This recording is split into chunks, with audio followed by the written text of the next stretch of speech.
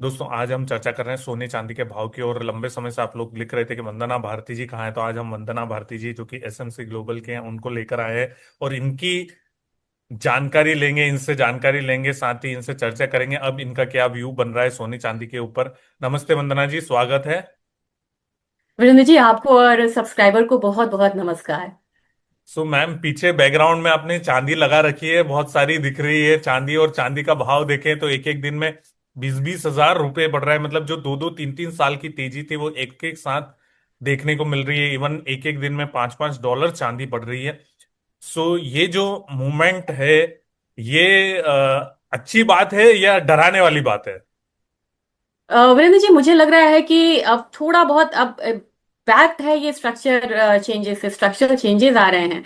लेकिन आप देखेंगे तो 180% का रिटर्न हमारा रहा है 25 में। और यहाँ पे हमारा रिटर्न हो गया 30 में, जबकि हमारा जनवरी खत्म नहीं हुआ। अभी जनवरी में सिर्फ हम 20 जनवरी तक ही पहुंचे हैं। 30% का रिटर्न है।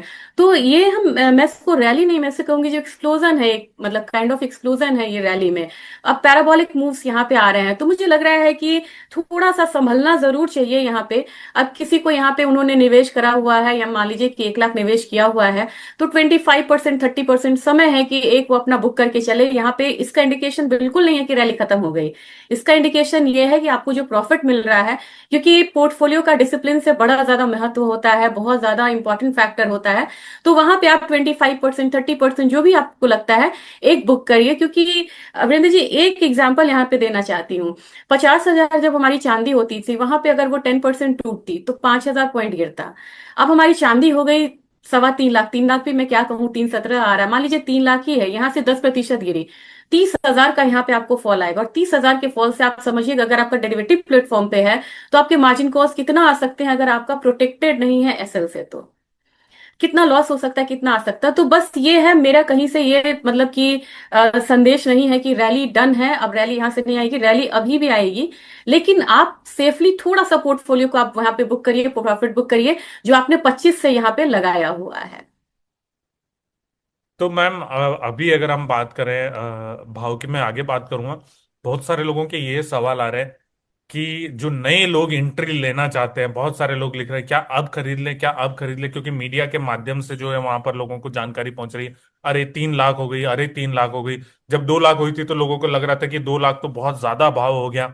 इवन पिछले साल तक हम 1 लाख की भी बात करते थे तो लोग मजाक में लेते थे, अरे चांदी 1 लाख, फिर 2 लाख, अब 3 लाख, और 3 लाख के भी 10 हजार के भी ऊपर निकल चुकी है।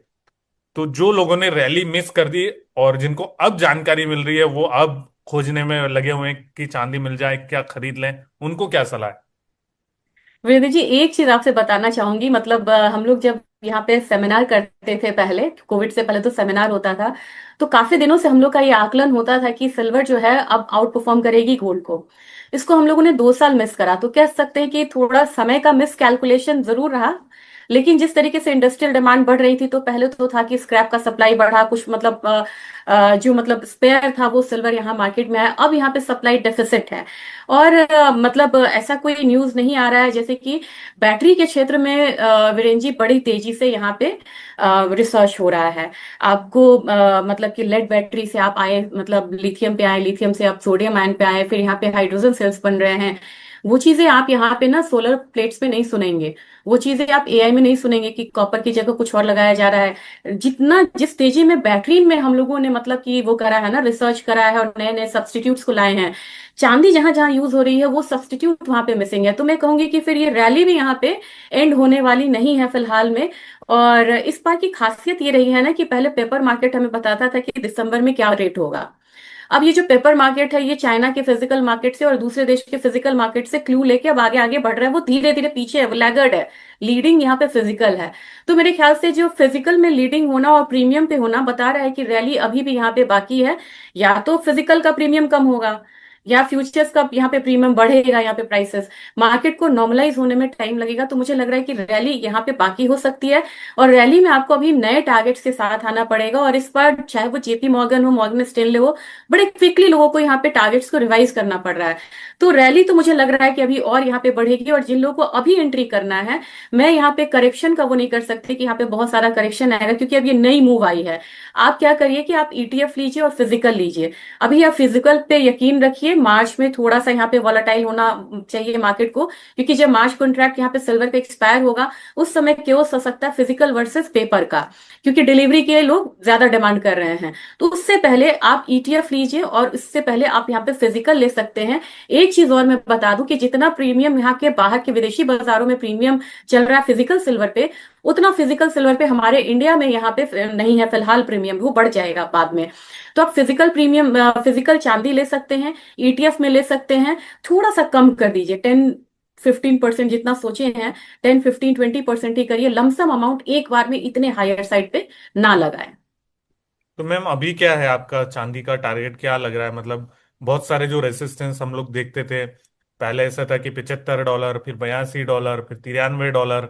अब क्या है मैम? वीरेंद्र जी, मुझे ना चार्ट तो अनचार्टेड टेरिटरी है, तो यहाँ पे स्टडी करनी पड़ती है पोजीशंस को कि चाइना में जैसे ऑप्शंस मार्केट है या डेरिवेटिव मार्केट है तो सबसे ज्यादा पोजीशनिंग क्या है और मैक्सिमम डाउनसाइड रिस्क क्या होगा। आज मैं आपसे डाउनसाइड रिस्क बोलना चाहूंगी। मैक्सिमम डाउनसाइड रिस्क चाइना के मार्केट को मैंने जैसा देखा है, और जैसा मैंने देखा है यहाँ पे यहाँ कॉमिक्स के ऑप्शन चेन को पढ़ा है, उसके हिसाब से मुझे लग रहा है कि आपको $90 से $92 एक सपोर्ट रहेगा अपने चांदी में। उस लिहाजे से हमारी जो मार्केट है ये करीब करीब अब यहाँ पे 3 लाख 5 हजार 10 हजार मतलब रहेगी, 3 लाख के करीब रहेगी। अगर चाइना की बात की जाए तो जो उन्होंने शॉर्ट साइज पोजीशन बनाए हैं ये 2% से लेके मैक्सिमम यहाँ पे उन्होंने 11% का है, तभी मैंने शुरुआत में 10% बोला है। तो मैक्सिमम जो फॉल आएगी, जो अभी फिलहाल 10% एक्सपेक्टेड नहीं है, लेकिन पैनिक साइड में 10 से 11% तक का फॉल आ सकता है, उसके बाद का फॉल यहाँ पे लिमिटेड है। लेकिन अपसाइड की बात करें तो स्काई इज द लिमिट है। मुझे लग रहा है कि $103 के करीब यहाँ पे चाइना में सिल्वर आ रही है, और अब यहाँ पे चाइनीज मार्केट का हम लोग वो कर रहे हैं, फिजिकल मार्केट को ट्रैक कर रहे हैं। तो इस हिसाब से मुझे लग रहा है कि अपनी मार्केट भी $100 तो सबसे ज्यादा पोजीशन वहां बनी हुई है, $105 तक फिलहाल मुझे लग रहा है कि चांदी आ सकती है। उस लिहाजे से अपनी मार्केट 3,33,000 से 3,35,000 तक आती हुई दिख सकती है। और ये शॉर्ट टर्म का है, मतलब आप इसको फेब्रवरी माने मार्च माने, मुझे तो लग रहा है कि मंथली यहाँ पे हमें अपने टारगेट्स को फिर से मतलब रिवाइज करना पड़ रहा है। तो ये फर्स्ट क्वार्टर में आप मान ले, या फिर आप माने कि हो सकता है कि ये अगले महीने हमें ये रेट्स देखने को मिल जाए। तो 3,35 से 3,50 का चांदी में रेंज निकल के आ रहा है। और डाउन साइड में क्या बताया मैम आपने, कितना? डाउन साइड फिलहाल मुझे लग रहा है वीरेंद्र जी, कल के बाद तो अब यहाँ पे हायर सपोर्ट बन जाएगा। एक दिन में हमने 22,000 की मूव देखी, तो 3 लाख से लेके और मैक्सिमम 2,88, इससे ज्यादा हमको मान के नहीं चलना होगा। और गोल्ड भी अपनी चाल जो है लगातार चल रहा है, और अब $4,600 के ऊपर पहुंच चुका है। मतलब धीरे धीरे $5,000 की तरफ कदम बढ़ाए जा रहा है। सिल्वर में बहुत तेजी देखी जा रही है। इवन गोल्ड सिल्वर रेशियो को भी हम देखें तो काफी हिस्टोरिक लो पर पहुंच चुका है मैम। जी वीरेंद्र जी, और आप देखिए कि कुछ दिन पहले मैंने बोला था कि अब काफी रेंज में रहने के बाद अब गोल्ड की चाल यहाँ पे रहेगी, और गोल्ड ने अपना रीजन यहाँ पे ढूंढ लिया है। उनको रीजन पता है कि अब इतनी सारी जो जियोपॉलिटिकल टेंशन्स थी हम लोगों ने इकट्ठे नहीं देखी थी। जहां पे वीरेंद्र जी पहले आता था तो क्या आता था, मिडिल ईस्ट में किसी ने किसी पे हमला कर दिया, फिर आता था यूक्रेन रशिया का वार, तो सिर्फ यूक्रेन रशिया होता था। फिर टैरिफ का था तो 2019 में चाइना पे सिर्फ टैरिफ हुआ था, इंडिया उससे अलग था बाकी। अब इस बार तो सारी चीजें, मतलब कोई भी कंट्री अलूफ नहीं रह रही है, हर कंट्री को अपना स्टैंड बताना पड़ रहा है। तो बड़ी क्लैरिटी के साथ अब यहाँ पे जो टेंशन है वो बढ़ रहा है। और जापान का वेंजी जो ट्रेजरी यील्ड बढ़ना है, ये अपने आप में इंडिकेशन है कि गोल्ड बहुत ज्यादा गिरेगा नहीं, एक सेफ हेवन बाइंग यहाँ पे आएगी। क्योंकि पता है कि जो मतलब हमारे ट्रेडिशनल जो यहाँ पे निवेशक है, जो बड़े बड़े निवेशक हैं, पेंशन फंड्स हैं या बड़े बड़े निवेशक हैं, वो बॉन्ड यील्ड को क्यों मतलब प्रेफर करते हैं। तो मुझे लग रहा है जियोपॉलिटिकल टेंशंस बढ़ेंगे। डी डॉलराइजेशन तो 2008 से हो रहा है, लेकिन अब उसकी स्पीड बड़ी तेज हो जाएगी, क्योंकि ये यूएस से जो ट्रस्ट मतलब कि हट रहा है। तो मुझे लग रहा है कि ये सब हिसाब से मुझे लग रहा है कि गोल्ड प्राइसेस अब यहाँ पे 4,800 तो बहुत ज्यादा नहीं, मुझे लग रहा है जनवरी फरवरी फर्स्ट वीक तक ही इनफैक्ट आ जाना चाहिए। लेकिन $5,000 मुझे लग रहा है कि इनफैक्ट आपको फर्स्ट हाफ ऑफ 2026 में ही देखने को मिल सकता है। तो गोल्ड में रैली अब यहाँ पे स्ट्रांग होगी और विद वॉल्यूम्स आएगी सर। भारत में मैम?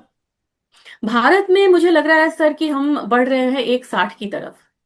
और इसमें हमारा रुपया, आप देखिए हम लोगों ने ना चांदी की चमक के पीछे में ना, अगर देखिए तो हम लोगों ने रुपया को कहीं ना कहीं मतलब इन दिनों चर्चा नहीं किया है। और मैं रुपये का देख रही थी कि ये 83.84 से आप मान लीजिए 91 आया है। और ये कितने महीने में आया है? लगभग ये 8 महीने में आया है सर। तो 83 से 91 8 महीने में आना, और हर एक रुपया जो हम डॉलर के अगेंस्ट हम डेप्रिशिएट होते हैं, 1400-1500 का प्रीमियम जोड़ता है, मतलब कि ऐड करता है हमारे भारतीय बाजार में। वो मैंने ना कैलकुलेटर पे मतलब कैलकुलेट करके देखा था। चांदी में ये 1600 से 1800 थी, अब मुझे रिवाइज करना होगा। और गोल्ड में ये 1400 से 1500 था। तो अब जैसे जैसे मान लीजिए कि 92 हो गई, 92 हो गया अपना मतलब डॉलर, तो उसके हिसाब से आप समझिए जो जो रेट है वो तो है ही, उस पर एडिशनल आपको 1400 रुपया बढ़ जाएगा, 1500 रुपया बढ़ जाएगा। तो इससे मुझे लग रहा है कि अगर करेंसी अपना वो हुआ, मतलब डिप्रिशिएट हुआ, तो हमारा प्रीमियम बढ़ेगा, और 160 162 वाले रेंज में हम आते हुए दिख सकते हैं गोल्ड में। और ये फर्स्ट क्वार्टर की मैं बात कर रही हूँ। मैम दो तीन चीजें जो साथ ही पैरेलल भी चल रही है। एक तो सुप्रीम कोर्ट का टैरिफ डिसीजन, जो डोनाल्ड ट्रंप है उन्होंने टैरिफ लगाए, उसकी रूलिंग शायद आ सकती है। दूसरा लीजा कुक का केस भी चल रहा है। तीसरा फेड इंडिपेंडेंस, जो कि जेरोम पावेल के खिलाफ इन्वेस्टिगेशन हो रही है। हालांकि अभी डोनाल्ड ट्रंप ने बोल दिया कि वो फायर नहीं करेंगे। तो ये दो तीन चीजें हीटअप हो रही है यूएस में। इनके ऊपर आपका क्या राय है? जैसे आज मैं पढ़ रहा था कि वहां पर एक एक्सपर्ट ने कहा कि अगर सुप्रीम कोर्ट ने टैरिफ हटाए तो डोनाल्ड ट्रंप तुरंत ही सारे टैरिफ वापस रिन्यू कर देंगे। ये चीज वीरेंद्र जी आप इसके बेहतर जानकार हैं, और इतने इंटरव्यूज और इतना आपका पकड़ है विदेशी बाजार पे और पॉलिटिक्स पे, मुझे लग रहा है वीरेंद्र जी इसको 2 बार डिले करना सुप्रीम कोर्ट का ये टैरिफ वाला मामला, मुझे लग रहा है कि कहीं ना कहीं से प्रेशर है कि इतने इंपॉर्टेंट इशू को वो बार बार इसको डिले कर रहे हैं। आज भी आ जाए, बड़ा वेट है, इंतजार है कि आ जाए। अगर आता है और अगर अगेंस्ट में आता है, तो मुझे लग रहा है कि फॉर द टाइमिंग एक शार्प रिएक्शन आना चाहिए गोल्ड सिल्वर में। और ये गोल्ड सिल्वर में ही नहीं आएगा, इंटायर कमोडिटी कॉम्प्लेक्स में यहाँ पे एक रिएक्शन आएगा।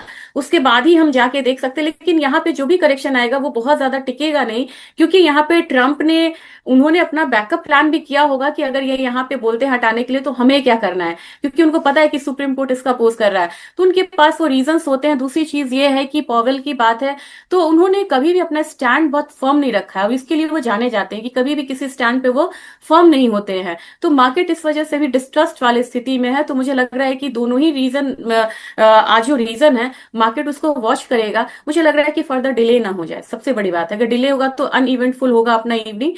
अगर यहाँ पे मार्केट अगर बोलता है कि हटाने के लिए, तब वहां पे फॉर द टाइमिंग आपको गोल्ड सिल्वर में एक करेक्शन आता हुआ दिख सकता है। उसके लिए तैयार रहना चाहिए जो भी यहाँ पे मार्केट पार्टिसिपेंट्स है।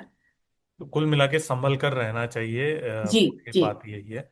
वंदना जी, थैंक यू सो मच। और एक और बात के लिए हम आपको थैंक यू देंगे कि हमारे 100 मिलियन व्यूज हुए हैं 2025 में। तो उसमें आपका भी योगदान है, उसके लिए आपका भी धन्यवाद ma'am. Thank you Virendra ji. और मुझे बड़ी खुशी होती है कि हमारे पास एक ऐसा ऑथेंटिक चैनल है कि यूट्यूब के भ्रम वाली दुनिया में, जहां बहुत सारे मतलब न्यूज ऑथेंटिक नहीं होते हैं, आप ऐसी जानकारी दे रहे हैं जिसके सहारे लोग यहाँ पे बड़े बड़े डिसीजंस लेते हैं निवेश का। और मुझे सबसे बड़ी खुशी तब होती है जब हमारे पास एक ऐसा चैनल है जहां हम आंख बंद करके विश्वास करते हैं कि अगर वीरेंद्र जी ने कहा है तो ये न्यूज ऑथेंटिक है, और ये ट्रिगर्स जो है वो ऑथेंटिक है। तो जो आपका ट्रस्ट फैक्टर है मार्केट में, और जो आपकी क्रेडिबिलिटी है, मैं चाहूंगी कि सब्सक्राइबर और व्यूज के साथ ये भी यहाँ पे बढ़ता रहे। और चैनल मतलब इस तरीके के चैनल की बहुत रिक्वायरमेंट है जहां लोग ट्रैप हो रहे हैं, फंस रहे हैं। Thank you so much ma'am ये जानकारी देने के लिए। कोई डिस्क्लेमर देना चाहेंगे मैम? जी वीरेंद्र जी, सबसे पहला डिस्क्लेमर तो यहाँ पे व्यूअर्स के लिए, प्लीज स्टॉप लॉस लगा के काम करें। ये बहुत मतलब स्ट्रांग वोलेटाइल मार्केट है। दूसरी चीज है कि मेरी अपनी कोई पोजीशन नहीं होती, मैं कमोडिटी में ट्रेड नहीं करती हूँ, क्योंकि भ्रम हो जाता है कि मैं कमोडिटी में टिप्स देती हूँ तो ट्रेड करती हूँ। ऐसा नहीं है। लेकिन मेरी स्ट्रैटेजीज पे क्लाइंट की पोजीशन हो सकती है कंपनी में, और वो यहाँ पे मेरे मतलब कहे पे ट्रेड कर सकते हैं। और दोस्तों, ये वीडियो हमने सिर्फ जानकारी के पर्पज से बनाया है। अगर आप कोई भी खरीद बिक्री करते हैं तो अपने वित्तीय सलाहकार की राय लीजिएगा। और एक चीज और मैं बता दूं, फेसबुक पर मेरे नाम से फेक रिक्वेस्ट भेजी जा रही है बहुत सारी। तो मैं वो रिक्वेस्ट नहीं भेज रहा हूँ, ना ही मैं कोई स्टॉक के टिप्स देता हूँ, ना ही मैंने कोई ऐसा स्टॉक मार्केट रिलेटेड कोई ग्रुप बनाया हुआ है। तो अगर आपके पास कोई मैसेज आ रहे हैं इस प्रकार के तो उनको ब्लॉक कर दीजिए। मैं इनकी शिकायत ऑलरेडी कर चुका हूँ। Thank you so much. Thank you. Thank you.